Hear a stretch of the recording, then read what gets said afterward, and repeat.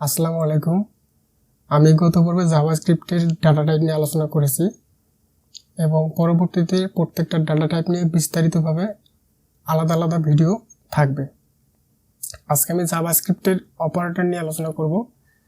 যে কোনো programming ল্যাঙ্গুয়েজের fundamental টপিকগুলোর মধ্যে এই অপারেটর টপিকটি খুবই গুরুত্বপূর্ণ একটি টপিক। এই অপারেটর সম্পর্কে আমাদের খুব ভালোভাবে জানতে হবে।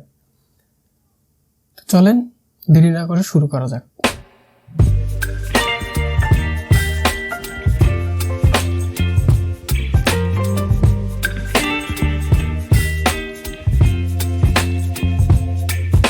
আমি জাভাস্ক্রিপ্ট ফোল্ডারের মধ্যে পার্ট 5 নামের আরেকটি ফোল্ডার বানিয়ে নিয়েছি এবং ওই ফোল্ডারের মধ্যে দুইটি ফাইল, একটা index.html, একটা হচ্ছে main.js ফাইল। html ফাইলের মধ্যে আমি জাভাস্ক্রিপ্টের ফাইলটিকে লিঙ্ক করাই দিচ্ছি এবং h1 এলিমেন্টের মধ্যে আরেকটা এলিমেন্ট রেখেছি সেন্টার। এই সেন্টার এলিমেন্টের মধ্যে জাভাস্ক্রিপ্ট অপারেটর এই কন্টেন্টটা রেখেছি আমি। এই আউটপুটটি আপনারা দেখতে পারতেছেন এবং এখানে একই সাথে কনসোলটা ওপেন করে রেখেছি। আচ্ছা, এখন আমরা আলোচনা করব জাভাস্ক্রিপ্ট অপারেটর। অপারেটরের মধ্যে প্রথমেই আমি আলোচনা করব হচ্ছে অ্যারিথমেটিক অপারেটর। অ্যারিথমেটিক অপারেটরগুলো হচ্ছে plus, minus, multiply, division, modulus, আর একটা হচ্ছে এক্সপোনেনশিয়াল। এই কয়টা হচ্ছে জাভাস্ক্রিপ্টের অ্যারিথমেটিক অপারেটর। এই অপারেটর আলোচনা করার আগে আমি এর আগের ভিডিওতেও একটা কথা বলেছি, অপারেন্ট নামের একটা বিষয় আমি বলেছি যে অপারেন্ট। এই অপারেন্টটা হচ্ছে কি? অপারেন্ট হচ্ছে এই যে প্লাস সাইনটা আছে, এই প্লাস সাইনের পরে একটা ডাটা এবং আগে একটা ডাটা, এই দুইটা ডাটাকে বলা হচ্ছে অপারেন্ট। এই দুইটা অপারেন্টকে নিয়ে একটা অপারেটর কাজ করে থাকে। ঠিক আছে, তাহলে আমরা কি অপারেন্টটা বুঝলাম যে একটা অপারেটরের ডানে এবং বামে যে ভ্যালু থাকে, যে ডাটা থাকে, ইভেন এখানে যে কোনো ভেরিয়েবলও থাকতে পারে, যাই থাকুক না কেন, আমাদেরকে সেটা অপারেন্ট হিসেবে ধরে নিতে হবে। এবং এই দুইটা অপারেন্টকে নিয়ে যে কোনো অপারেশন করার জন্য আমাদের কি প্রয়োজন? একটা অপারেটর প্রয়োজন। আমরা যেই ধরনের কাজ করতে চাই আমাদের সেই ধরনের অপারেটর এখানে ব্যবহার করতে হবে। আমরা যদি কোনো যোগ করতে চাই তাহলে এই যে প্লাস অপারেটর ব্যবহার করতে হবে, যদি কোনো কিছু বিয়োগ করতে চাই তাহলে এই যে মাইনাস অপারেটর, যদি গুণ করতে চাই তাহলে যে অ্যাস্ট্রিক, এটাকে বলা হয় মাল্টিপ্লাই অপারেটর। অ্যাস্ট্রিক প্রোগ্রামিং এর ভাষায় স্টার সাইনটাকে বলা হয় অ্যাস্ট্রিক। তারপরে এই যে স্ল্যাশ যে একটা সাইন দেখতে পারতেছেন এটাকে বলা হচ্ছে ডিভিশন।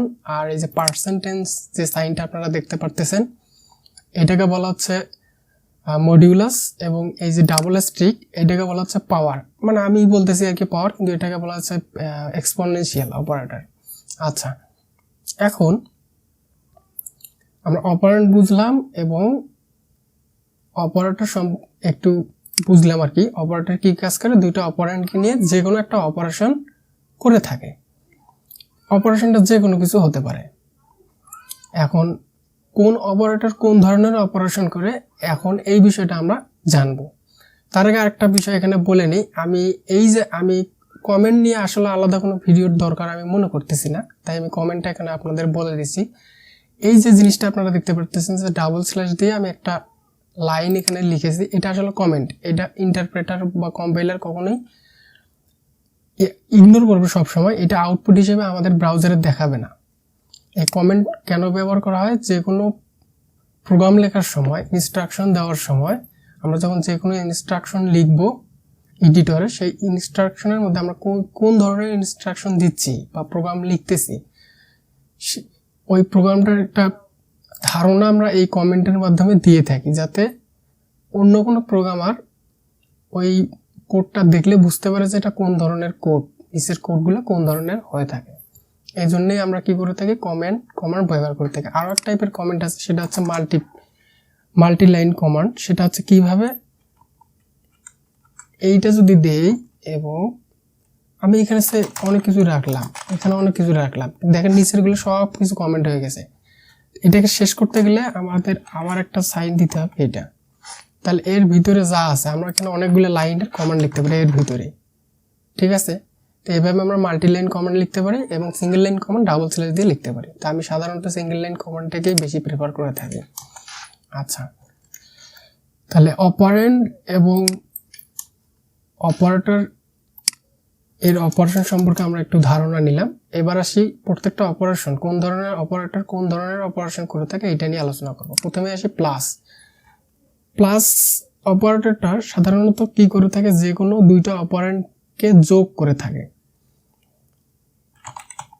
আমি এখানে একটা ভেরিয়েবল নিচ্ছি নাম্বার 1। এই নাম্বার 1 এর মধ্যে আমি রাখতেছি 100, লেট নাম্বার 2, এই ভেরিয়েবলটার মধ্যে আমি 100 রাখতেছি। আমি এখন কি করব, আমি এখন এই দুইটা ভেরিয়েবলকে বা এই দুইটা নাম্বারকে যোগ করতে যাচ্ছি। তাহলে আমি এই যোগ করে আমি আবার আরেকটা ভেরিয়েবলে রাখতে চাচ্ছি, লেট, যেহেতু যোগ করব তাহলে আমি সাম নামের একটা ভেরিয়েবল নিচ্ছি, সাম নাম্বার 1, এই যে প্লাস দিলাম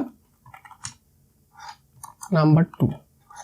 তাহলে এই যে নাম্বার 1 হচ্ছে একটা অপারেন্ড, নাম্বার 2 হচ্ছে আরেকটা অপারেন্ড। এই দুটো অপারেন্ডকে নিয়ে প্লাস সাইনটা, এই প্লাস অপারেটরটা অপারেশন করবে, সেই অপারেশনটা হচ্ছে যোগ করবে। আচ্ছা, তাহলে এই নাম্বার 1 এর মধ্যে 100, নাম্বার 2 এর মধ্যে হচ্ছে 200, তাহলে দুইটা যোগ করলে 300 পাবো। আচ্ছা, তাহলে আমি এটা যে আউটপুটটা যদি কনসোলে দেখতে চাই, console.log সাম সেভ, আমি যদি এখন রিলোড দেই তাহলে এই যে 300 আপনারা দেখতে পারতেছেন।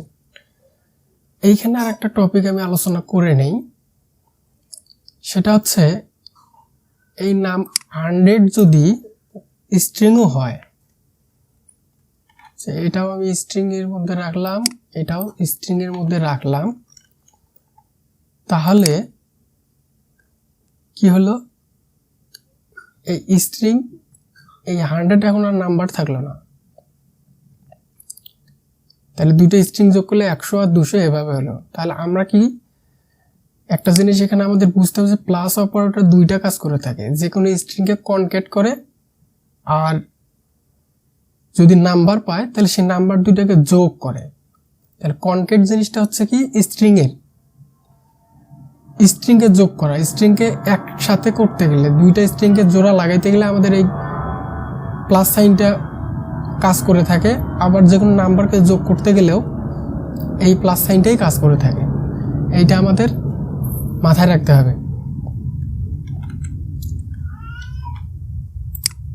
তাহলে আমরা প্লাস সাইনের দুইটা কাজ দেখলাম, একটা হলো স্ট্রিংকে কনক্যাট করায় আর একটা হচ্ছে দুইটা নাম্বারকে যোগ করায়। এইবার আসি এই মাইনাস অপারেটর।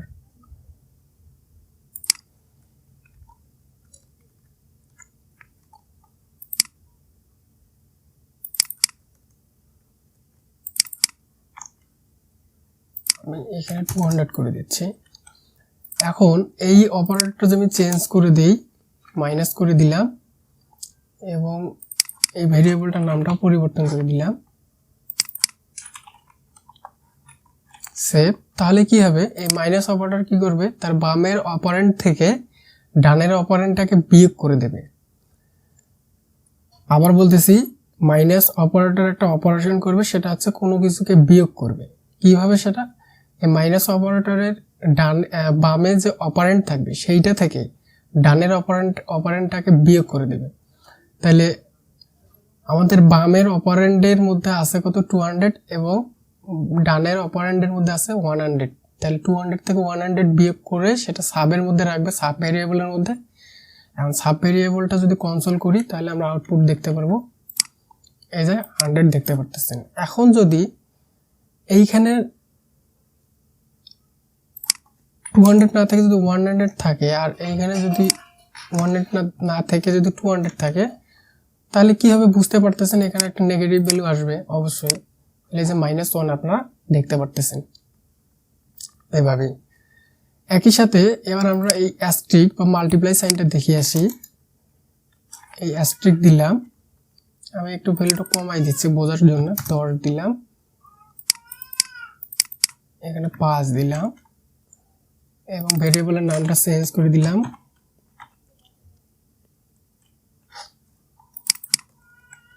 এটাও এখানে চেঞ্জ করে দিচ্ছি।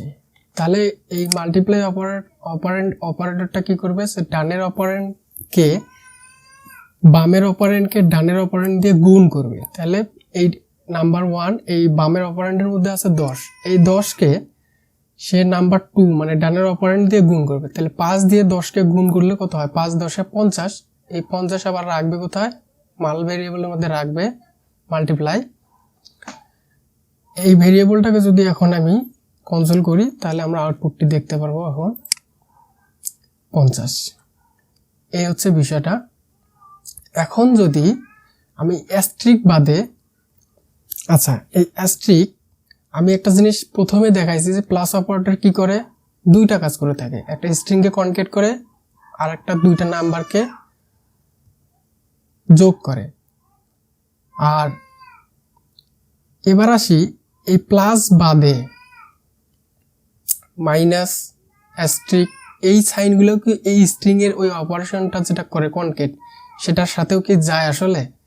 আমি আসলে এখন এটা দেখতে চাচ্ছি, আমি এটাকে স্ট্রিং বানাই দিচ্ছি আর এটাকে স্ট্রিং আমি বানাই দিলাম।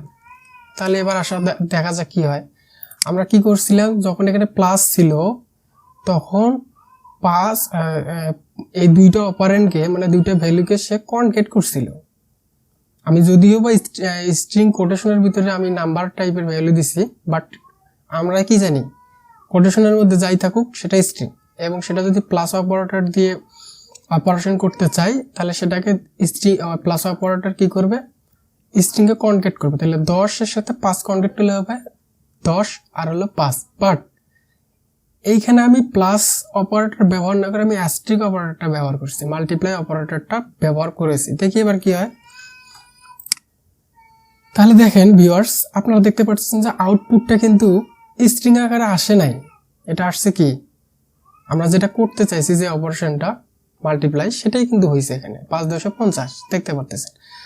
আসলে এখানে কোন ব্যাপারটা ঘটতেছে, এই অ্যাস্ট্রিক, ডিভিশন, মাল্টিপ্লাই এই যখন অপারেটর ব্যবহার করব তখন জাভাস্ক্রিপ্ট অটোমেটিক্যালি এইটাকে নাম্বারে কনভার্ট করবে অটোমেটিক্যালি। কিন্তু যদি আমরা প্লাস অপারেটর ব্যবহার করি তখন কিন্তু প্লাস অপারেটর দুইটা কাজ করে, স্ট্রিংকে কনভার্ট করে, সেই জন্য স্ট্রিংয়ের অপারেশনটা করবে। বাট এই প্লাস অপারেটর বাদে বাকি যে অপারেটরগুলো আমরা পাবো সেগুলোর ক্ষেত্রে কিন্তু এই জিনিসটা খাটবে না, তখন এটা অটোমেটিক নাম্বারে কনভার্ট হয়ে যাবে। বাট এখানে একটা শর্ত আছে, শর্তটা হচ্ছে স্ট্রিংয়ের মধ্যে অবশ্যই নাম্বার ভ্যালু থাকতে হবে।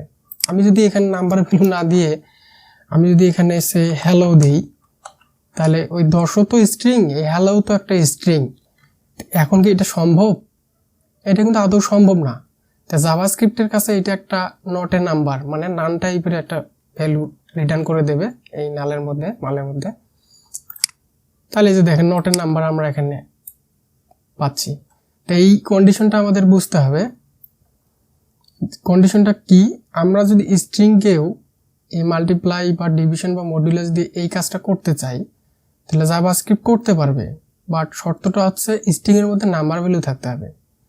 তাহলে জাভাস্ক্রিপ্ট কি করবে, স্ট্রিংটাকে অটোমেটিক কনভার্ট করে নাম্বারে বানিয়ে দেবে। কিন্তু নাম্বার বানাইতে পারবে কখন, যদি স্ট্রিং এর মধ্যে নাম্বার ভ্যালু থাকে। কিন্তু এখানে হ্যালো দেখেন এটা করতে পারে, এই জন্য এখানে নট এ নাম্বার। ঠিক আছে, আচ্ছা আশা করি কনসেপ্টটা আপনাদের কাছে ক্লিয়ার হয়ে গেছে।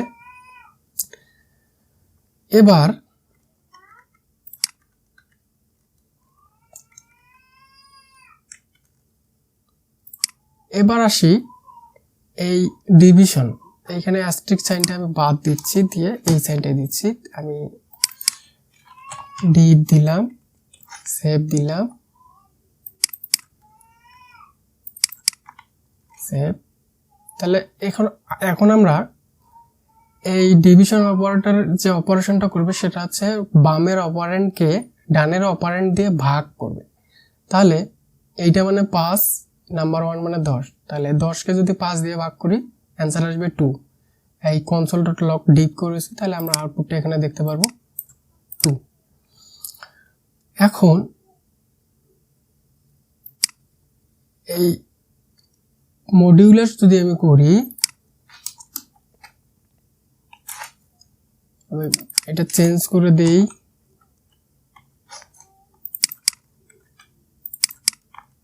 সেভ। তাহলে এই মডিউলাস অপারেশন কোন ধরনের অপারেশন করে? আমরা জানি কোনো কিছুকে ভাগ করলে তার একটা ভাগশেষ থাকে, কোনো কিছু ভাগশেষ না থাকলেও 0 হলেও একটা ভাগশেষ কিন্তু থাকবে, ওই 0টা হচ্ছে একটা ভাগশেষ, অন্য কোনো যদি ভ্যালু না থাকে।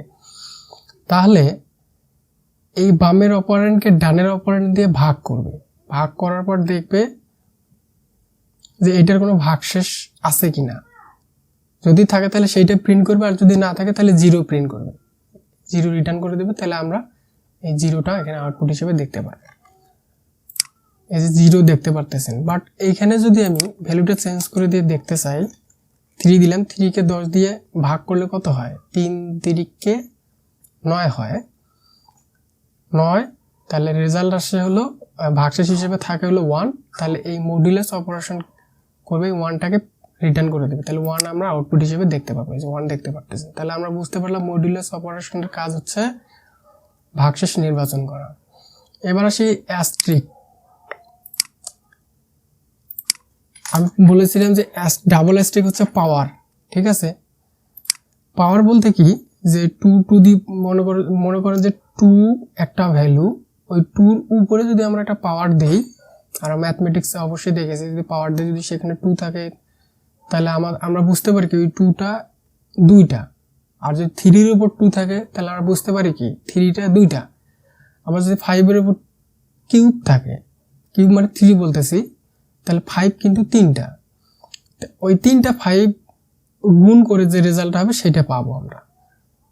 তা আমি এখানে প্রথম ভ্যালু দিচ্ছি 10, এবং নাম্বার 2 এর মধ্যে ভ্যালু আছে কত? 3। এখন এই ডাবল অ্যাস্ট্রিক যেহেতু অপারেটর আমি ব্যবহার করেছি, এইটার অপারেশনটা হচ্ছে এই নাম্বার 1 এর উপর পাওয়ার হিসেবে এই নাম্বার 2টা ব্যবহার হবে, বামের অপারেন্ডটা ব্যবহার হবে। তাহলে নাম্বার 1 এর উপর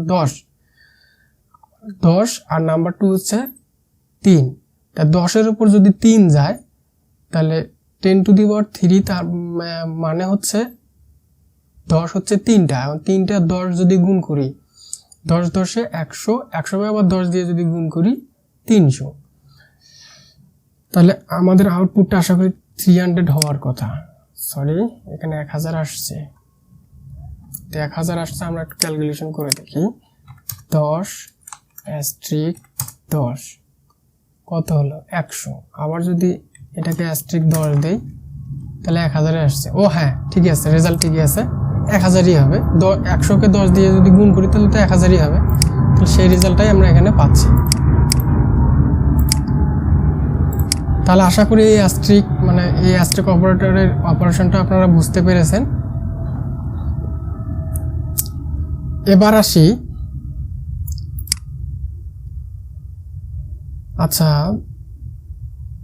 আমি চাচ্ছি যে এই ভিডিওটি এ পর্যন্তই থাক। আমি পরবর্তীতে প্রত্যেকটা অপারেটর নিয়ে আলাদা আলাদা ভিডিও বানাবো, কারণ অলরেডি ভিডিওটা অনেক বড় হয়ে গেছে। তাহলে পরবর্তীতে আমি আলোচনা করব অ্যাসাইনমেন্ট অপারেটর নিয়ে। দেখা হবে সেই ভিডিওতে। সে পর্যন্ত আপনারা ভালো থাকবেন, সুস্থ থাকবেন। আসসালামু আলাইকুম।